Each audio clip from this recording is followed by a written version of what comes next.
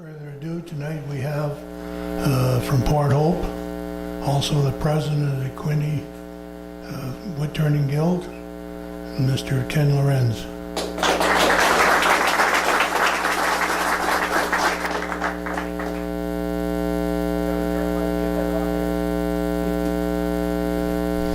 Okay, the unit's on. Am I on? You're finished? Okay. I've been paid and I'm all set. I'm happy. So I'm here to turn Peppermills. Before I do that, I'd like to do a short commercial for Beads of Courage, which is an organization based in Calgary. It's been there since 2012. It's big in the States. I think it started in the States in 2008 and was started by a nurse down there who wanted to do something for the kids that are in the hospitals that are being treated for things like leukemia, different cancers, heart problems, whatever. So they came up with this plan to give the kids a bead for every procedure they go through. The average kid being treated for cancer gets 500 beads. Yeah, and there's one that got 3,000. And they start as babies, some of them, you know.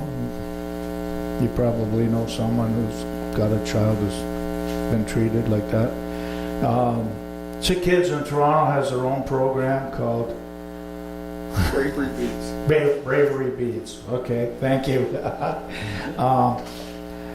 This one is right now in Ontario. They're in Windsor Hospital. They're in a hospital in Guelph and one in Ottawa.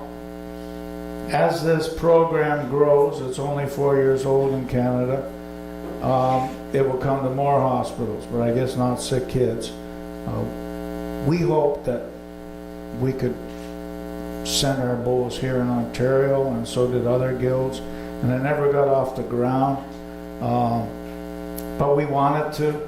So the guys in our club got together. We've got one fellow who's looking for a sponsor to ship these to Calgary, because they all got to go to Calgary. The lady there inspects them and makes sure that they, like, see my Peppermills have got tunneling on it, they stink. That won't be a good thing for Beads of Courage bowls. They got to be lacquer, wipe-on poly, some kind of varnish.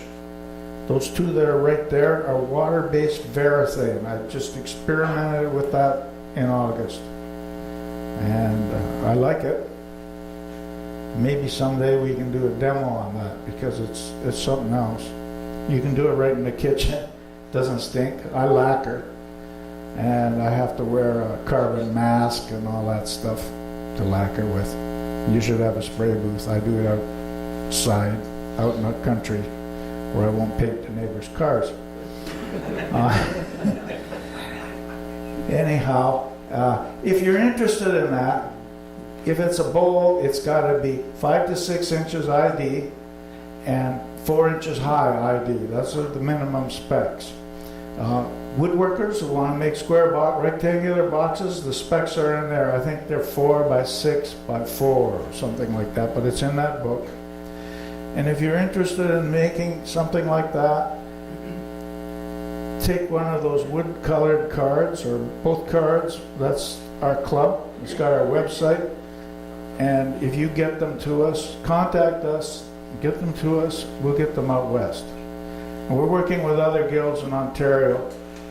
We haven't done much yet. We went to the Turn Fest, and I'm waiting to hear from people now. We're supposed to be getting email addresses from all attendees, but I haven't got them yet. Someone, you know Marilyn Campbell? She wants to make bowls. So we had 50 people in the room and 40 people put up their hands. So we've got to keep that going. That's it for Beads of Courage.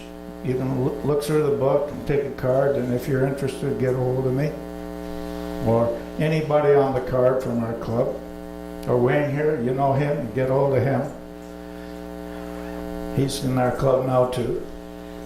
Okay, so Peppermills. First thing when you're going to make a peppermill, you got to buy a mechanism, because the dimensions of your mechanism have to be known when you turn the peppermill. So here's one. If you go to woodchuckers, they'll try to sell you this one. This is a crush grind, and there's probably nothing wrong with it. It's ceramic. It should be a good mill. It should be a good mill. But I'm not going to show you how to use this. I don't like it. It's got clips in it. You've got to turn little grooves and snap it in. And once you snap your peppermill all together, you can't get it apart. And then reading on the website about this, people writing in and complaining they split their mill body because this was too tight, because these grooves are on here. Some people say to grind all but two of the grooves. Well, not grooves, I guess you call them lands. Splines. Grind most of them off and shove them in. Sometimes it splits your mill. But anyhow, I sell my mills, and every once in a while somebody does something. I put it in water or what. I can't take this thing apart. Once it's together, it'll never come apart. So I don't want to have anything to do with them, and I don't know how to make a mill from that. But I just brought it here just to show you, because when you go to woodchuckers, Peter will try to sell you one of these things for sure.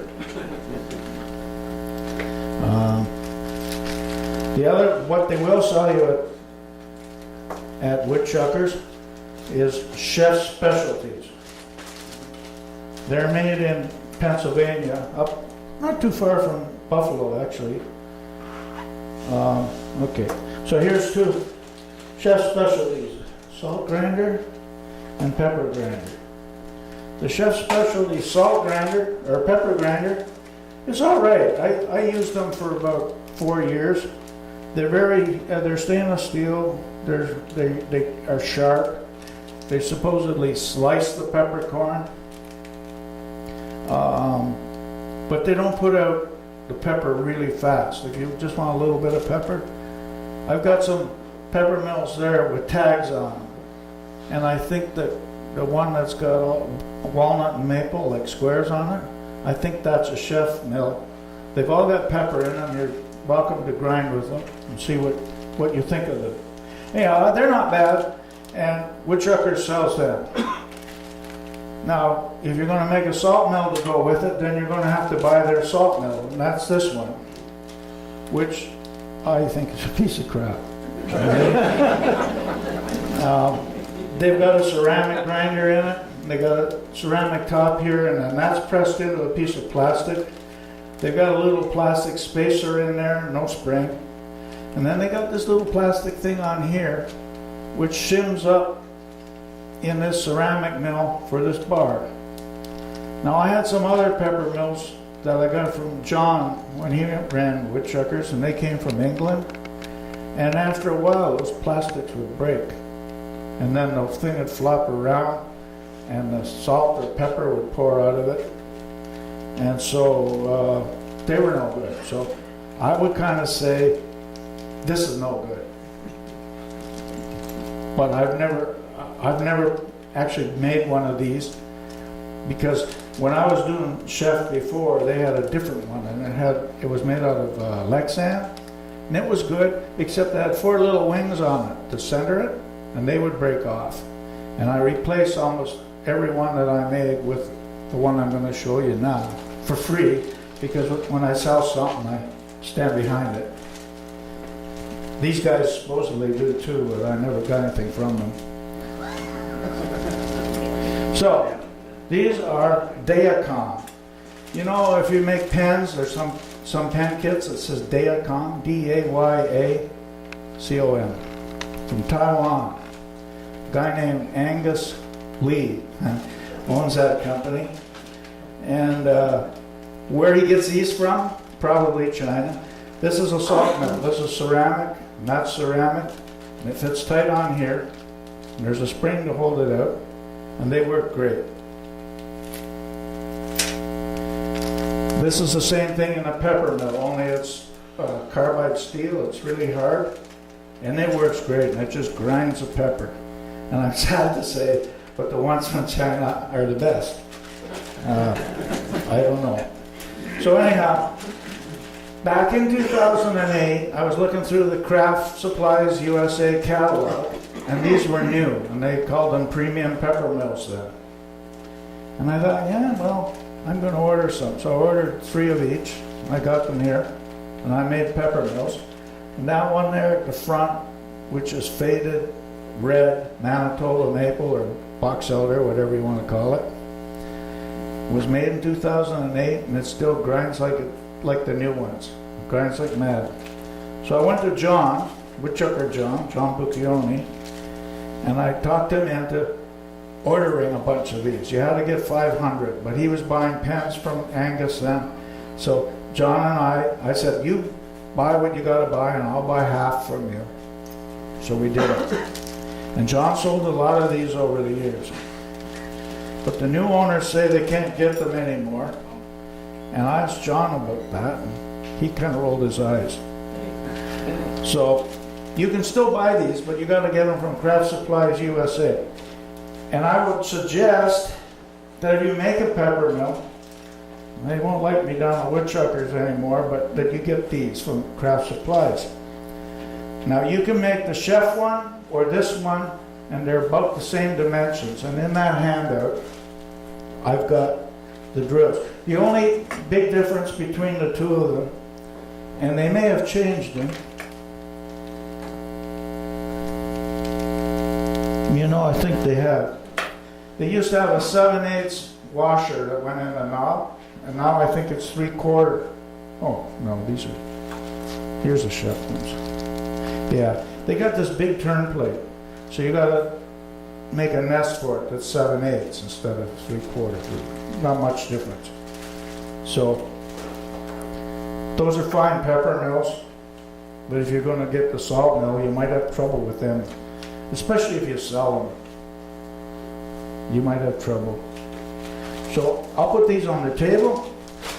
You can look at them. You can look at this crushed grind. So this is a Dayacom salt mill. You can grind it. This is a Chef pepper mill, and this is an old Dayacom pepper mill. Excuse me, can you just come over so I can see with the camera right there? Oh, this is the Dayacom. Okay, here we go. Okay. And this is the Chef one. And this is a Dayacom salt mill. And all the rest of these are Dayacom mills. They all have pepper in. You can try them out. That's a Dayacom. Okay. These are the ones, we're going to turn one of these tonight. So, we talked about the grinders. So now, you bought a grinder. You want to design a pepper mill. Smooth curves look nice. Not too, like, what do you call it? Like, what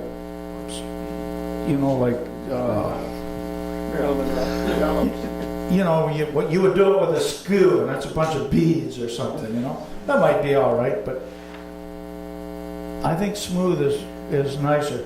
These ones here with the stripe in them, I think they're sexier